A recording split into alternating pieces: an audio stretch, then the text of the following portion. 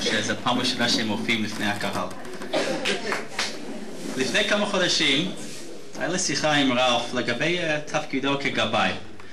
והוא היה על סף פרישה, והוא אמר לי שהוא התחיל איזשהו פרויקט שבאמת המורשת שלו כגבאי לקהילה זה היה להכין ספר גבאים. ספר שבעצם ישים פה את כל החוקים של הקהילה לגבי כל המנהגים והחוקים, לייסד אותם מתאחד בעולם כדי שהוא יכול להעביר את הספר הזה מדור לדור של הגבאים.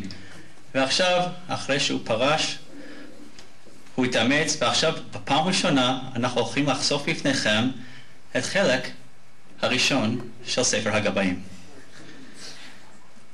The official names and times for the minyanim. The 8:30 minyan is sometimes called the minyan rashi, sometimes the minyan merkazi, sometimes the 8:30 minyan even when it does not start at 8:30. Rashi means head or first, so this should really be the name of the earliest minyan at 6:30. Merkazi means middle, so this should really be the name of the second minyan at 7:30, which means the 8:30 minyan should be called either minyan hasofi, minyan hacharon, or minyan hashlishi. Therefore, in order to avoid confusion, the minyanim will only be called by the combination of the times they start or finish and the type of people who daven there. The first minyan will now be known as a 6:30 Insomniac Tzadiki minyan, which sometimes starts at 6:15 but always ends by 8:30. The second minyan will be known as the 7:30 Inferior Dropout Complainers minyan, which sometimes starts at 7:15 and always ends by 9:15, except when Izzy decides otherwise, there is a minyan noar and ends by 9 o'clock. The third minyan will be known as the 8:30 Lazy Buggers minyan, which sometimes starts at 8:15 or at 8 o'clock, but never ends before 10:30. The minyan noar will be known as the Chaim Posner Really Latecomers and Sleepy Youth minyan, which always finishes by 10:30 no matter when they start, which is sometimes after 9 o'clock, whenever they get a minyan. Its name might need to be changed, as the majority of participants are now adults who oversleep and miss all the previous minyanim. The second chapter refers to the nusach of the tefillah. In order to more evenly distribute the nusach of tefillah in the kilo of 99.99% Ashkenazim, it will no longer be the chazan's choice. The new method is as follows. During the weekdays, the nusach of tefillah will be decided by a coin toss. The coin will be tossed by the Gabbai Rishon and called in the air by the Gabbai Sheni. On Shabbat, it will be the Ashkenazi on sunny days and Sephardi on rainy days. For safety's sake, no member of the Kosovsky family will be allowed to be a chazan.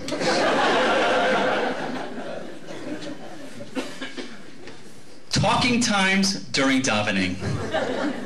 In order to more evenly distribute the amount of talking during Shabbat morning davening and minimize the disturbances, the following are now the officially recognized permissible times to talk. 1. For the 20 minutes while waiting for the Rav to finish the Amidah. 2. For 2 minutes it takes for the Torah to be brought to the Bima before the Kriya. 3. During Galila. 4. You can talk to yourself during Mishaberach L'Cholim. 5. During Pitum HaKetoret, since nobody says that anyway. And 6. Whenever the choir is performing. Carrying on from that subject, where are we allowed to speak and talk? The officially designated place for talking is in the men's section, is in the back corner by the sliding door. Just before the officially permissible times just mentioned, all men who have a chiyuv to talk are asked to move to the corner. When the time has elapsed, they should return to their makom kavua. There will be no more talking aloud in front of the shul, and you know who you are, ex-gaboim and former VAD members included. The officially designated place for talking in the women's section is, well, actually nowhere, as talking is now a mitzvat aseh shazman grama.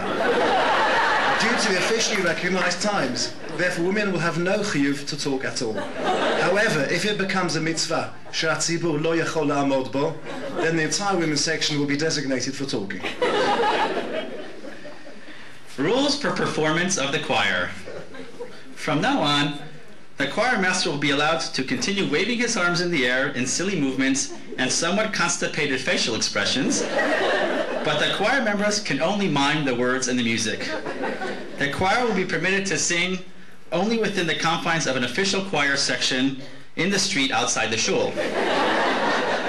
Women will be allowed to join if they want, but they must be dressed in men's clothes and undergo a ritual conversion ceremony first. If a falsetto voice is required in the men's section, the choir master will consult the Rav regarding a ritual circumcision ceremony. Finally, the choir will only be allowed to sing Avinu Shabashamayim, Tzur Sovagolo once every 3 years. A favourite topic of mine over the past couple of years has been the correcting of the Kriyat Torah. In order to minimise the confusion for the Baal Koreh as to who is officially correcting him, not that there is any confusion, there will be a corrector's Torah note established. Each week a specific row in the shul will be designated correctors, and anyone in that row can shout out a correction. In the case of a machloket between the correctors, the Baal Koreh will follow the Rav's ruling. If the Rav is away, the one who shouts the loudest prevails. In any case, anyone who shouts louder than Jeff Moore will be awarded a special prize. Bar mitzvah rules. The bar mitzvah boy will no longer be required to be tested prior to his reading in shul. Instead, a new Sefer Torah will be purchased with vowels and the trup clearly written in the cloth. The expenses saved by the families by not needing to employ a teacher will be donated to the Gabayim. Who likes throwing candy on a Shabbat bar mitzvah? The only rule when throwing candy is that all women must aim for the chandelier. And anyone else wearing a hat or a shtreimel, and special points will be awarded for waking up or blinding or sleeping congregants. Rules for Kiddush. 1. The social hall must be reserved at least 2 years in advance. 2. From now on, there will be a low, no cholent tolerance rule. In other words, if there is no cholent, there will be no Kiddush. 3. Especially sweet candies and cakes made by American companies are not permitted as they are lo re'im l'achilat adam. 4. The space between the tables will be no more than 20 centimeters so that people will not be embarrassed when they bump into each other trying to reach the food. When you take your checkbook out when you have a mishaberach for a family, a second mishaberach will be allowed only if the amount of donation is announced beforehand and cash is passed discreetly into the pocket of the gabbai. That's why we wear jackets. Okay. No credit cards will be accepted. The number of family members allowed to be mentioned will be proportional to the number of zeros or the number times of chai in the donation amount, whichever is smaller. Second last announcement. The Beit Knesset Casino. The Vad Gabayim will appoint a subcommittee to regulate the youth gambling on the shul premises. A permanent casino corner will be established for the children in a location which avoids disturbances to all minyanim. The casino opening times will be coordinated so as not to conflict with the children's groups in the social hall. House rules will be established regarding minimum and maximum klafim bets, klaf values, and the paper, scissors, stones game. An adult will be on hand to settle any arguments and maintain the proper decorum. An evening of limud avot ubanim will be dedicated to the banim teaching the avot the various flips and flops techniques while learning the meaning of the card pictures together. And now we can't finish. Oh, you can do that now. The final one. New rule from the gut. This is actually quite a popular one. Due to the abundance of smachot, Baruch Hashem, in the community each week, the Mazal Tovs are making the announcements unbearably long. Therefore, the Mazal Tovs will follow the rule and the format of the Mishaberach L'Cholim.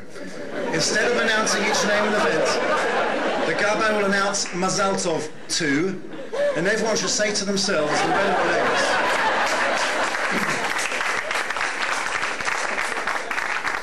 A few seconds later, he will continue on the occasion of, and everyone should say to themselves the relevant event. Upon the proper hand signal from the Gabbai, the entire community is invited to shout out a single Mazal Tov. And the last section in the Gabbai's handbook is actually an unwritten section here because it's slightly off colour, but it's going to be the end to this strange minhagim in the shul. I come from an English Yeki shul, and nobody in my shul whose wife was about to give birth, and next week insisted to come out to the gabbai to receive paticha for taking a Sefer Torah out. And this is weird. I never have any women coming to me and asking me to give their husband's hagba. Sorry.